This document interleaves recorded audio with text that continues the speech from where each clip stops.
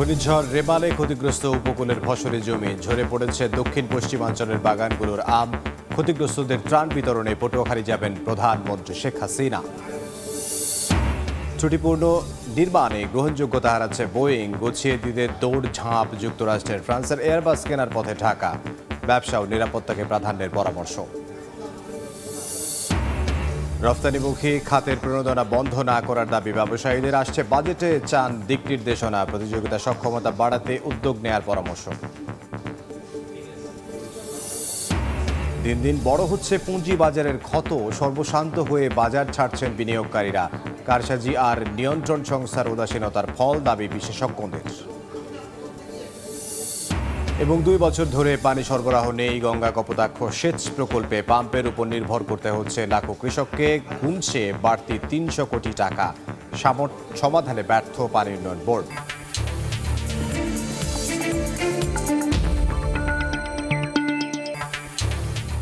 দেখছিলেন শিরোনাম। আমন্ত্রণ জানাচ্ছি দেশ ও দেশের বাইরের অর্থ বাণিজ্যের নানা খবর নিয়ে আমাদের নিয়মিত আয়োজন এ সময়ের বাণিজ্যে।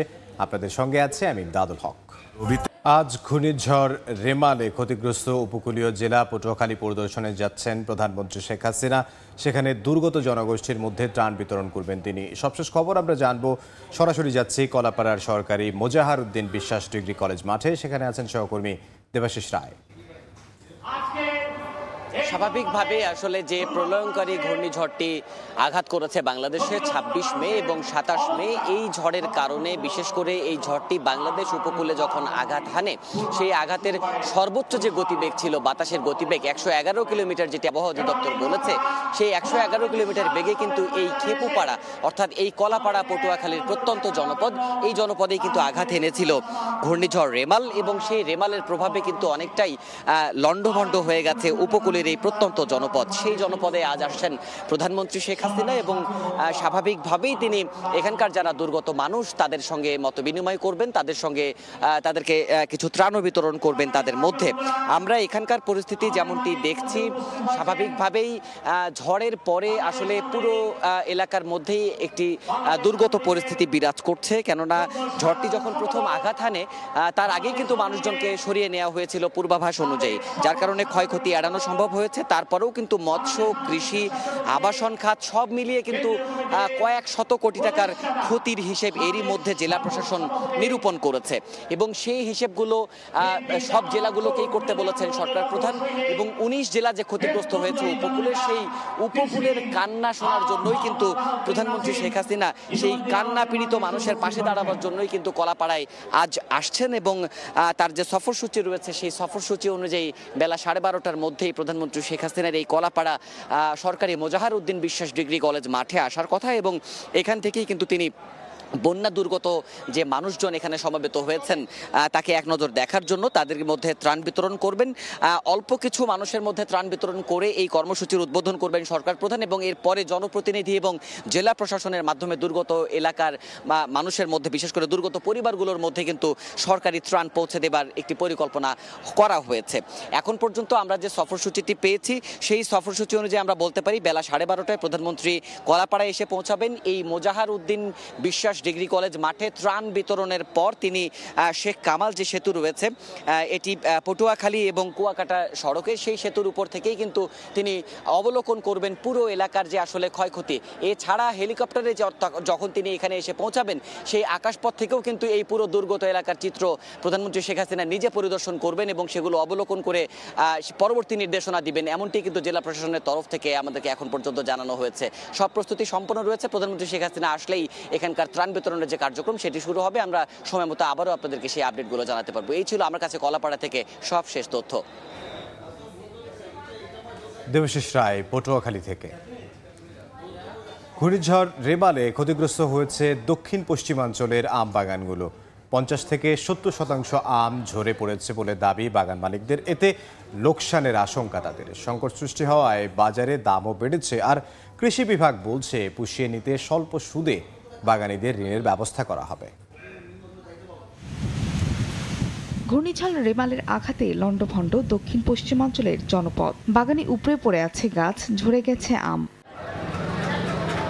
ঝড়ের পর পরিপক্ক আম সংগ্রহ করে দ্রুত বাজারজাত করছেন সাতক্ষীরা ও মেহেরপুরের বাগানীরা। তারা জানান, বাগানের 50 থেকে 70% আম ঝরে পড়েছে, যে 30% বাকি আছে তাও ক্ষতিগ্রস্ত। এতে লোকসানে শঙ্কা তাদের। গাছ ভেঙে গেছে, অনেক আম ঝরে গেছে। 20 লক্ষ টাকার মতন আমার ক্ষয়ক্ষতি হয়েছে। এই লস কিভাবে আমরা এটা উঠাবো? এদিকে আমের সংকট তৈরি হয় দাম বেড়েছে বাজারে। ঘূর্ণিঝড়ের পর প্রতি মন বিক্রি হচ্ছে 2800 থেকে 3000 টাকা দরে।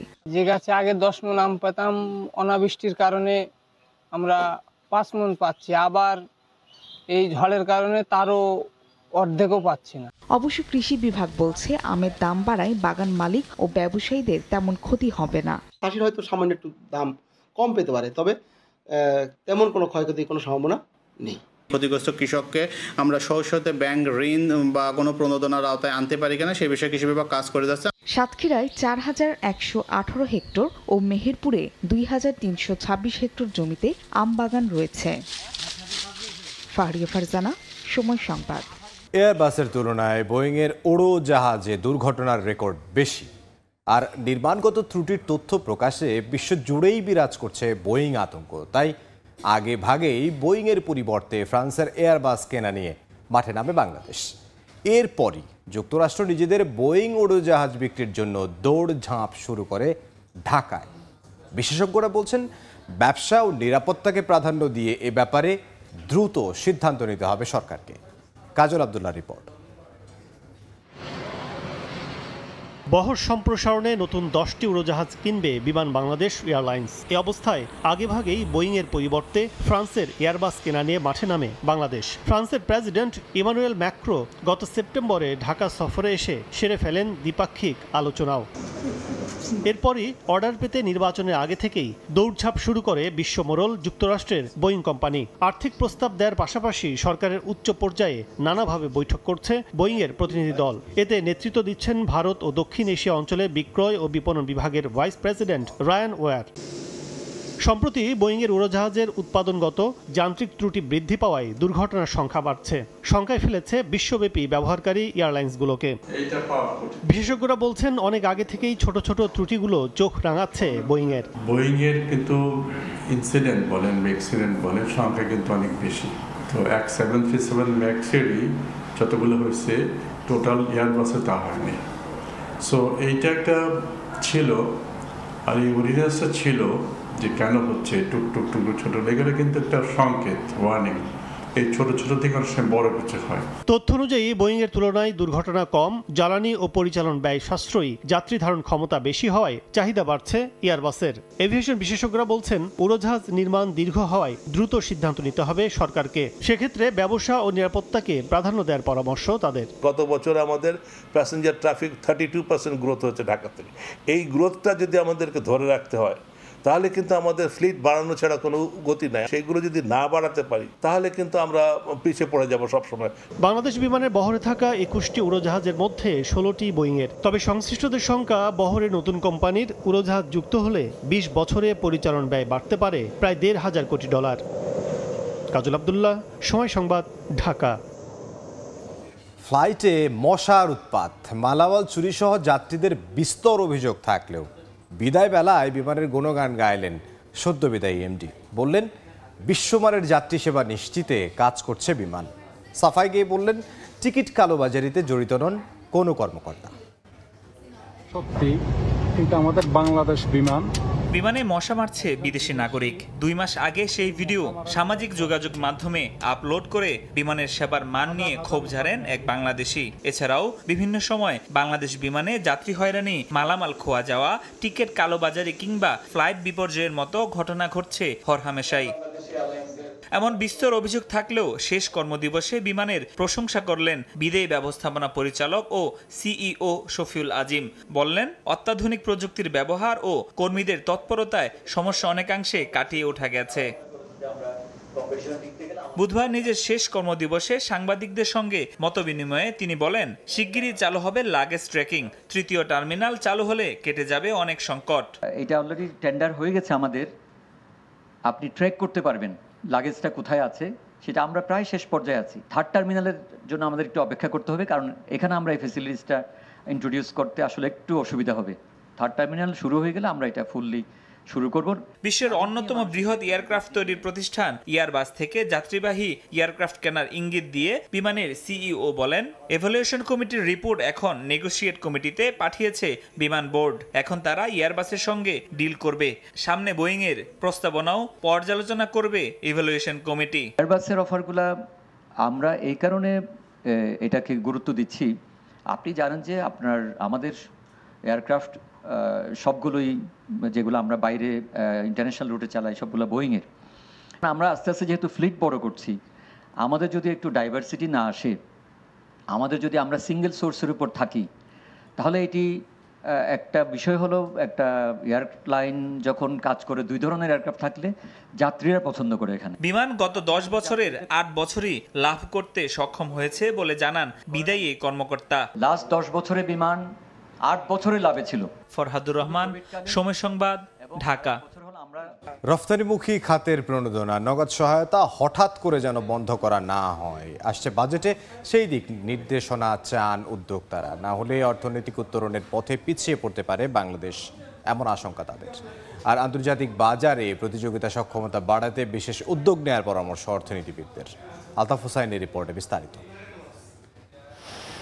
সবকিছু ঠিক থাকলে 2026 সালের নভেম্বরে উন্নয়নশীল দেশের চূড়ান্ত স্বীকৃতি পাবে বাংলাদেশ। এরপর বিশেষ সুবিধা ছাড়াই রপ্তানি বাজারে পণ্য বিক্রি করতে হবে উদ্যোক্তাদের, যা চরম প্রতিযোগিতার মুখে ফেলবে তাদের। এমন বাস্তবতায় ব্যবসায়ীদের জন্য মরার উপর খাড়ার ঘা যেন এই নগদ সহায়তা বাতিলের সিদ্ধান্ত। যখন বৈশ্বিক নানা সংকটে কঠিন চ্যালেঞ্জের মুখে দেশের রপ্তানি খাত, ঠিক তখনই এমন সিদ্ধান্তে চিন্তিত পোশাক, চামড়া, পাটজাত পণ্যসহ রপ্তানি আয়ে ভূমিকা রাখা খাতগুলোর ব্যবসায়ী ও উদ্যোক্তারা। এটা আমি চাচ্ছি না যে একবারে ওনারা 20% কমিয়ে নিয়ে আসুক। অবশ্যই ক্ষতিগ্রস্ত হব, কারণ হচ্ছে এক্সপোর্ট করার জন্য তো প্রচুর খরচ লাগে। এমন কোনো পলিসি করে দেয় যেটা প্রাইভেট সেক্টর ব্যাংকগুলিও আমাদের সেই হেল্প করতে বাধ্য হয়। সবচেয়ে বড় সুবিধাভোগী তৈরি পোশাক খাতের ব্যবসায়ীরা বলছেন, এমন সংকটের সময় দরকার বিকল্প বাজার, পণ্যের বৈচিত্র্যকরণ সহ নানা উদ্যোগ। এখনই প্রণোদনা স্থগিতের ব্যাপারে কোনো সিদ্ধান্ত হলে আরও চাপে পড়বেন পোশাক মালিকরা। কোনো কারণে নগদ সহায়তা বা যে কোনো সহায়তা সরকার যদি কমিয়ে দেয়, তাহলে মালিকদের উপর এটা চাপ পড়বে এবং ভবিষ্যতে আরও ইন্ডাস্ট্রি করার জন্য যে উদ্যোগী হবে মানুষ, সেটা কিন্তু হবে না। স্বল্পোন্নত দেশে উত্তরণ হলে স্বাভাবিকভাবেই প্রণোদনা সহ অনেক সুবিধা হারাবে বাংলাদেশ। এই বাস্তবতা এড়িয়ে যাবার সুযোগ নেই উল্লেখ করে অর্থনীতিবিদরা বলছেন, প্রণোদনা সম্পূর্ণভাবে বন্ধের আগেই এই খাতের দক্ষতা ও অবকাঠামোগত দুর্বলতা কাটানো সহ উৎপাদন খরচ কমাতে হবে। সরাসরি যে সমস্ত আর্থিক সুযোগ সুবিধা, কোনো প্রণোদনা, সেটা আমরা হয়তো দিতে পারবো না, কিন্তু অন্যান্য প্রণোদনা তাদেরকে দিতে পারি। বাজেটের মাধ্যমে যদি এই ধরনের ঘোষণা আসে যে নতুন রপ্তানিমুখী শিল্পের জন্য অবকাঠামোর যে সুবিধা, সেগুলো হয়তো সরকারের দিক থেকে করে দেওয়া হবে। বিনিয়োগ পরিকল্পনা এগিয়ে নিতে দীর্ঘমেয়াদী কর কাঠামোর সঙ্গে হয়রানি বন্ধে এনবিআরের কার্যক্রমকে পুরোপুরি ডিজিটাল করারও জোর দাবি উদ্যোক্তাদের। আলতাফ হোসাইন, সময় সংবাদ, ঢাকা। টানা দরপতন নিয়ে টালমাটাল দেশের পুঁজি বাজার। সূচকের ধারাবাহিক পতনে মূলধন হারাচ্ছে ঢাকা স্টক এক্সচেঞ্জ ডিএসই ও চট্টগ্রাম স্টক এক্সচেঞ্জ সিএসই। পুঁজি হারিয়ে সর্বশান্ত হয়ে বিও অ্যাকাউন্ট খালি করে বাজার ছাড়ছেন সাধারণ বিনিয়োগকারীরা। ফলে ক্রমেই বড় হচ্ছে পুঁজি বাজারের ক্ষত, যা অনিয়ম, কারসাজি আর নিয়ন্ত্রণ সংস্থার উদাসীনতার ফল বলে মনে করছেন বিশেষজ্ঞরা। আলতাফ হোসাইনের আরও একটি রিপোর্ট। নানা উদ্যোগ আর আশার বাণী দিয়েও ঠেকানো যাচ্ছে না পুঁজিবাজারের পতন। টানা দর পতনে সূচকের সঙ্গে কমছে বাজার মূলধন, লোকসানে পড়ে বাজার ছাড়ছেন বিনিয়োগকারীরা।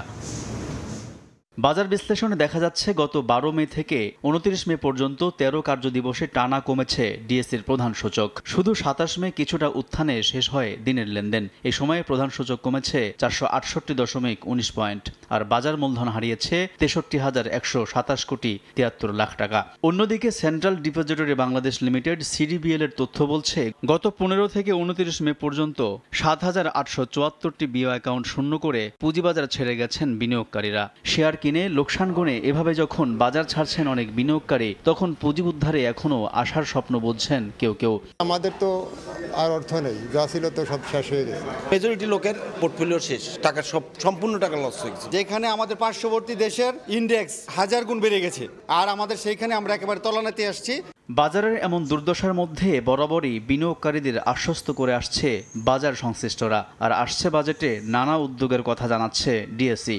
সারা বিশ্বে কিন্তু এইভাবে উত্থান পতন আছে, হতে পারে আমাদের মার্কেটে হয়তো বিভিন্ন ধরনের, আমাদের মার্কেটে কেন যেন এই একটু সেন্সিটিভনেসটা একটু বেশি হয়ে গেছে। বিশ্লেষকরা বলছেন প্রতি বছর বাজেটের আগে আলোচনা হলেও দিন শেষে কিছুই থাকে না পুঁজিবাজারের জন্য। আমরা যদি কয়েকটা বাজেটের কথা বলি, খুব একটা আশা করার মতো কিছু থাকে না। সরকারের পক্ষ থেকে এখানে তো এটা করা যেতে পারে যে যেসব কোম্পানির টার্নওভার একটা সিগনিফিকেন্ট লেভেলে, এই ধরনের টার্নওভার যেসব কোম্পানি আছে এই কোম্পানিগুলোকে আপনি অবশ্যই তালিকাভুক্ত হতে হবে। পতনের ধারাবাহিকতায় বুধবার সপ্তাহের চতুর্থ কার্যদিবসও বড় পতন দেখেছে ডিএসই ও সিএসসি। এদিন ডিএসইএক্স হারিয়েছে 50.35 পয়েন্ট আর সিএসইএক্স কমেছে 95.38 পয়েন্ট। আলতাফ হোসাইন, সময় সংবাদ, ঢাকা। বিমানবন্দরের থার্ড টার্মিনালের নির্মাণ কাজের অগ্রগতি পরিদর্শন করছেন বেসামরিক বিমান পরিবহন ও পর্যটন মন্ত্রী মোহাম্মদ ফারুক খান। এই মুহূর্তে সেখানে আছেন সহকর্মী কাজল আব্দুল্লাহ। সরাসরি যাচ্ছি তার কাছে।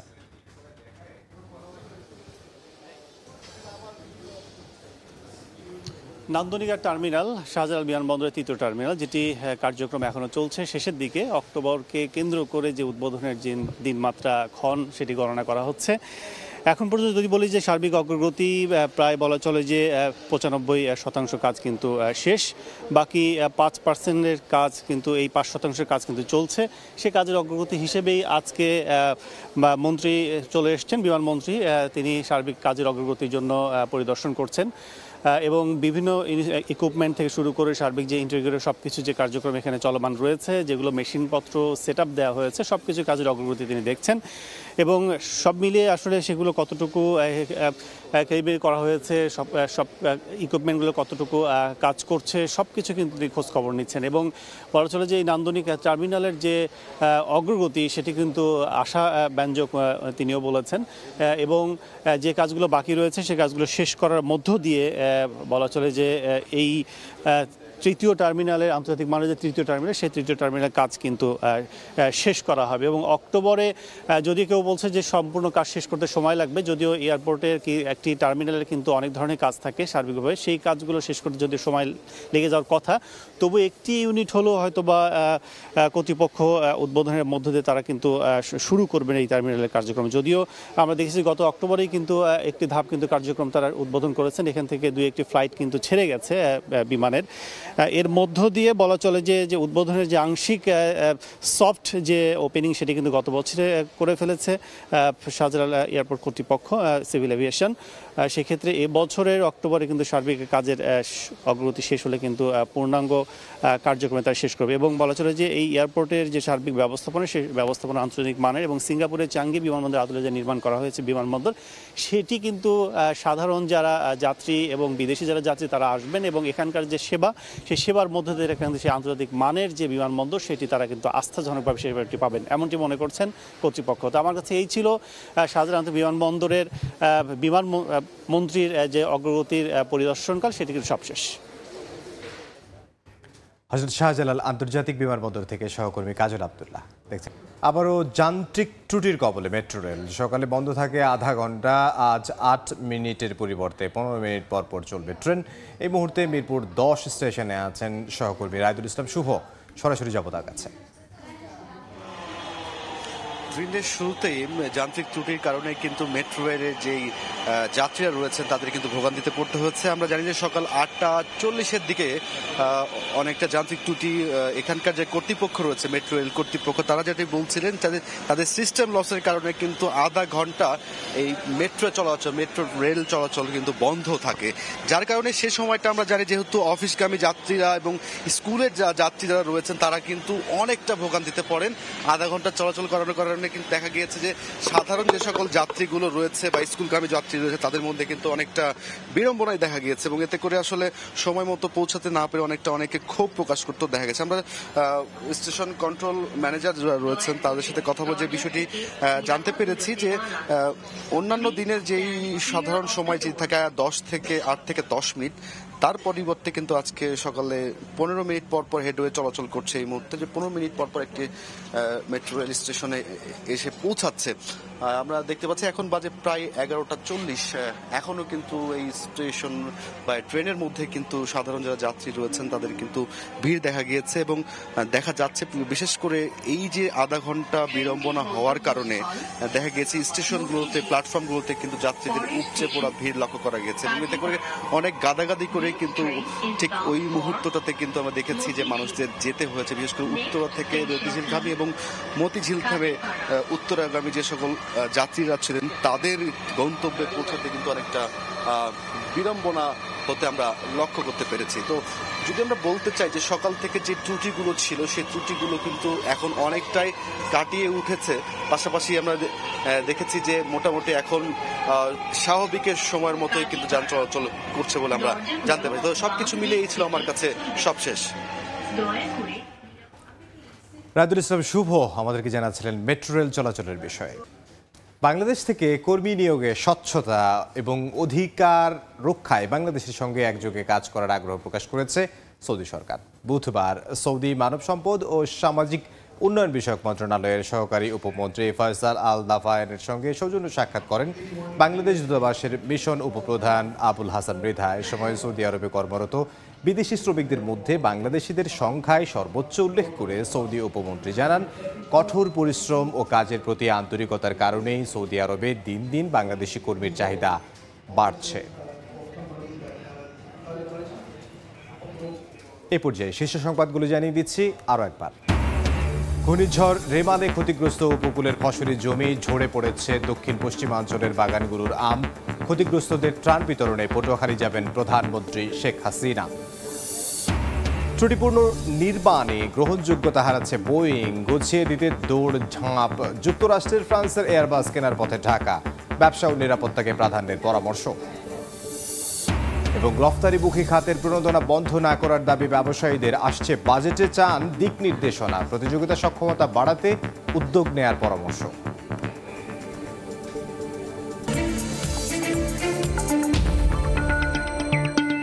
এই ছিল এই সময় বাণিজ্যে। সময় সংবাদের সঙ্গে থাকবেন সহকর্মী মার্জিয়া শ্রেয়া। ধন্যবাদ ইমদাদ। সময় সংবাদ নিয়ে ফিরছি কিছুক্ষণ পর, সঙ্গেই থাকুন সময়।